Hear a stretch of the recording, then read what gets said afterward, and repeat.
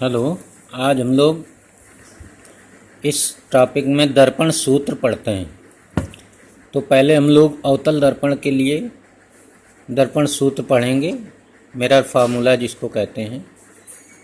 तो माना ये लिख दिया जाता है, लिखना ज़रूरी होता है कि माना एम डैश एक अवतल दर्पण है जिसका ध्रुव P है, फोकस F है और वक्रता केंद्र C है। फोकस दूरी F है और वक्रता त्रिज्या कैपिटल R है, ये लिख देंगे। माना इसकी मुख्य अक्ष पर C से बाहर मुख्य अक्ष के लंबवत एक वस्तु OO डैश रखी है। OO डैश का दर्पण MM डैश द्वारा परावर्तन के पश्चात प्रतिबिंब I डैश बनता है। ये है, तो इसको लिख देना है। अब बनाना समझ लीजिए कैसे बनाते हैं। तो देखिए, ये जो वस्तु है OO डैश, इसका प्रतिबिंब बनाने के लिए हम लोग इससे कोई मतलब नहीं रखते। ये जो शीर्ष है इसका टॉप पॉइंट O डैश, वहाँ से दो किरणें चलाई जाती हैं हमेशा। एक किरण मुख्य अक्ष के समांतर ये ले जाते हैं इधर को O से A पर, ये जो किरण है वो मुख्य अक्ष OP के समांतर है। और दूसरी किरण को हम लोग वक्रता केंद्र से गुजार कर दर्पण पर डालते हैं। तो यहाँ से O से सीधे चलेगी, वक्रता केंद्र से होते हुए दर्पण पर जाएगी। और वक्रता केंद्र से जो भी किरणें दर्पण पर पड़ती हैं वो लंबवत पड़ती हैं दर्पण पर। तो हम लोग जानते हैं कि लंबवत पड़ने वाली दर्पण उसी मार्ग में वापस लौट आती हैं। तो ये किरण वापस लौटा देंगे हम लोग। तो यहाँ तीर केवल बना दिया जाता है। तो ये यहाँ से आ रही है और यहाँ से ये दर्पण से परावर्तन के पश्चात लौट रही। अब हम देखते हैं कि दो कौन कौन सी किरणें दर्पण से परावर्तित हुई। तो एक किरण ये परावर्तित हुई दर्पण से और एक किरण ये परावर्तित हुई दर्पण से। तो हमेशा जो परावर्तित किरणें होती हैं वो जिस बिंदु पर मिलती हैं, तो इस बिंदु पर मिल रही हैं, तो उसी बिंदु पर इस बिंदु O डैश का प्रतिबिंब बनेगा जहाँ से वो किरणें चली थी। तो जिस बिंदु से किरणें चली थी, ये आपतित किरणें और परावर्तन के पश्चात वे दोनों किरणें जिस बिंदु पर मिलती हैं उस बिंदु पर उस बिंदु का प्रतिबिंब बन जाता है। तो O डैश का प्रतिबिंब I डैश पर बन जाएगा। और जस्ट इसके लंबवत नीचे यहाँ पर पॉइंट O का प्रतिबिंब I बन जाएगा, I बना दिया जाता है। बस ये इस तरह से हमेशा किरण आरेख बनाएंगे। तो ये बहुत ज़रूरी है, याद रखना। अब हम लोग आगे बढ़ते हैं इसी को। तो वो सब जो बोला मैंने वो लिखना है और इसके बाद ये प्रतिबिंब बनाना समझ लेना है, प्रतिबिंब बना लेना है।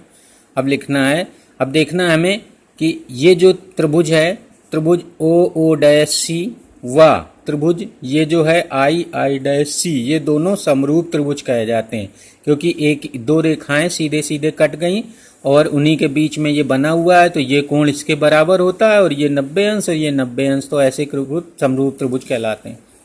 तो समरूप त्रिभुजों में ये रूल है कि एक त्रिभुज की ये लंब O डैश बटे दूसरे त्रिभुज का लंब यानी I डैश, ये पहले में OO डैश ये हो जाएगा इस त्रिभुज का बटे I डैश इस त्रिभुज का बराबर होगा ये OC बटे IC, OC बटे IC। ये समीकरण 1 डाल के छोड़ देते हैं। अब हम लोग बिंदु A से मुख्य अक्ष, ये जो बनी है मुख्य अक्ष, उस पर एक अभिलंब डालते हैं जो बिंदु N पर मिलता है। तो AN अभिलंब बन जाता है। अब हम लोग त्रिभुज, दो समकोण त्रिभुज देखेंगे। एक त्रिभुज है AFN, एक ये त्रिभुज है और एक त्रिभुज है ये वाला छोटा सा I डैश F। ये दोनों समरूप त्रिभुज हैं क्योंकि ये कोण 90 अंश, ये कोण 90 अंश, ये कोण इसके बराबर है, ये दोनों समरूप हैं। तो फिर से वही रूल लगाएंगे। तो AN बटे हो जाएगा I डैश, AN बटे I dash is equal FN बटे हो जाएगा IF या FI जो भी कह लो। तो ये हो जाएगा। अब यहाँ पर देखिए AN जो है वो OO डैश के बराबर है, तो AN बराबर OO डैश लिख देंगे। इस AN की जगह पर OO डैश रख देंगे तो O डैश आ जाएगा। तो OO डैश बटे I डैश बराबर FN बटे FI, समीकरण 2 हो जाएगा। अब समीकरण 1 और 2 की तुलना कर देंगे। तो समीकरण 1 में भी लेफ्ट साइड में OO डैश बटे I डैश है और इसमें भी OO डैश बटे I डैश है। तो ये दोनों बराबर होते हैं तो राइट साइड भी बराबर होते हैं, तो राइट साइड दोनों के बराबर कर देंगे। तो इसका राइट साइड हो जाएगा OC बटे IC और इसका हो जाएगा FN बटे IN या FI जो भी कहो। FN बटे FI। अब ये मान लिया जाता है कि यदि गोलीय दर्पण MM डैश छोटे गोले का भाग होता तो इसका द्वारक छोटा होता और छोटे द्वारक में जब हम किरण O डैश से चलाते ये बिंदु A P के समीप होता और तब बिंदु N P पर हो जाता, तो ये जो FN है वो FP के बराबर हो जाता है। तो ये याद रखना है हमें, FN बराबर FP हो जाएगा।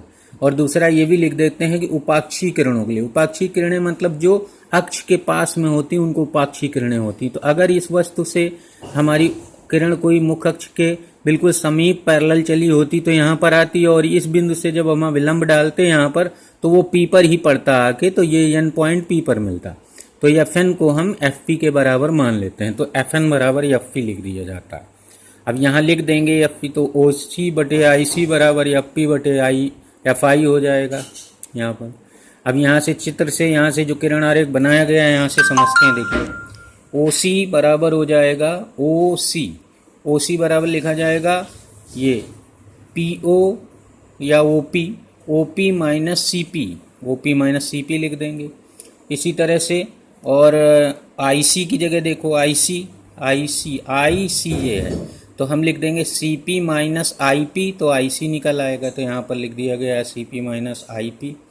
इसी तरह से यहाँ पर IP की जगह देखो, क्योंकि FP जो है F और P ये तो फोकस दूरी है तो इसमें कुछ करने की ज़रूरत नहीं। अब IP देखेंगे, IP जो है IP बराबर लिखा गया है, नहीं FI सॉरी, IP तो लिख गया है, ये IP बाद में लिखेंगे, FI देखेंगे, FI बराबर FI, ये है FI, तो इसको लिख सकते हैं IP माइनस FP, तो यहाँ पर लिख दिया गया है IP माइनस FP। और IC पहले ही लिख दिया गया IC को, हाँ IC ये देखिए तो वो तो बता ही चुके हैं। अब इन सब को हम ऊपर फार्मूले में यहाँ पर रख देंगे तो आ जाएगा OP minus CP upon CP minus IP is equal FP upon IP minus FP। अब यहाँ से और देखेंगे, जो OP है उसको दर्पण के ध्रुव से वस्तु की दूरी है तो इसको हम लोग माइनस U से लिखेंगे, क्योंकि ये जो P से अगर वस्तु की दूरी नापेंगे तो बाईं तरफ और किरणें आ रही हैं इधर को, तो उल्टा नाप रहे हैं तो माइनस U लेंगे। तो पीछे हम लोग जो चिन्ह परिपाटी पढ़े थे उसको याद रखना है कि जो दूरियां ध्रुव से प्रकाश किरणों के चलने के विपरीत दिशा में नापी जाती हैं उनको नेगेटिव लेते हैं। तो P से हम अगर O की दूरी नापेंगे तो नेगेटिव लेंगे। तो यहाँ पर हमेशा याद रखना ध्रुव से वस्तु की दूरी को माइनस U कहते हैं, U, तो यहाँ पर माइनस U लेंगे तो OP बराबर माइनस U हो जाएगा। इसी तरह से CP ये वक्रता त्रिज्या है तो P से C तक की दूरी को हम लोग उल्टा नापेंगे किरणों के, तो इसलिए नेगेटिव लेंगे तो माइनस R ले लेंगे। और इसी तरह से ये जो IP दूरी है ये ध्रुव से प्रतिबिंब की दूरी है तो इसलिए इसको भी हम माइनस V ले लेंगे। और बचा आपका ये FP को माइनस F लिख लिया जाएगा फोकस दूरी। अब इन सब वैल्यूज को इसमें रख लेंगे तो आगे हम लोग देखते हैं, ये आ जाएगा हमारे पास, इस तरह से रख लेंगे। फिर इनका टेढ़ा गुणा हो जाएगा, ये टेढ़ा गुणा हो जाता है, इसका इससे और इसका इससे लिख लेंगे। और हम लोग जानते हैं कि दर्पण में जो वक्रता त्रिज्या होती है वो 2F के बराबर होती है, यानी फोकस दूरी से दुगनी होती है। तो जहाँ जहाँ R लिखा है वहाँ पर 2F लिख देंगे और इस तरह से हम इसका गुणा कर लेंगे। गुणा करने पर FF square 2F square cut जाएंगे और बाकी जो है VU को यहीं रखेंगे, बाकी इनको दोनों को इधर ट्रांसफ़र कर लेंगे, इधर आ गए 2VF में ये घट जाएगा, VF बचेगा, FU बचेगा। और ये जो समीकरण आया है इसको UVF से भाग दे देंगे तो यहाँ UV कट जाएगा, ये 1/F बच जाएगा, यहाँ पर 1/U, यहाँ पर 1/V बच जाएगा। इसको यहाँ पहले लिख सकते हैं, उसको बाद में लिख सकते हैं। तो 1/F बराबर 1/V प्लस 1/U। तो ये है अवतल दर्पण का सूत्र, अवतल दर्पण के लिए सूत्र। अब उत्तल दर्पण के लिए पढ़ते हैं। तो उत्तल दर्पण के लिए सूत्र निकालने के लिए फिर वही हम कर देते हैं। माना MM डैश एक उत्तल दर्पण है जिसका ध्रुव P है और वक्रता गेंद C है और फोकस F है। इसकी मुख्य अक्ष पर लंबवत वस्तु O डैश रखी है जिसका दर्पण द्वारा परावर्तन के पश्चात आभासी प्रतिबिंब आई आई डैश पर बनता है, क्योंकि ओ से चलने वाली जो दोनों किरणें हैं, एक तो मैंने कहा था मुख्य अक्ष के समांतर डालते हैं और एक को हम सी की तरफ ले जाते हैं, तो इधर किरणें डॉट डॉट बनाई जाती हैं क्योंकि इधर प्रकाश जाता नहीं। अब ये दोनों परावर्तित किरणें आपस में कभी इधर इस तरफ नहीं मिलेंगी, इसलिए बैक कर देते हैं। बैक करने पर ये दोनों परावर्तित किरणें हैं, ये आई डैश पर मिलेंगी, मिलती हुई प्रतीत होंगी। तो यहाँ पर हम लोग इस ओ डैश का प्रतिबिंब आई डैश बना देते हैं और बाकी ओ का आई पर बना लेते हैं, तो ये आई आई डैश प्रतिबिंब बन जाता है।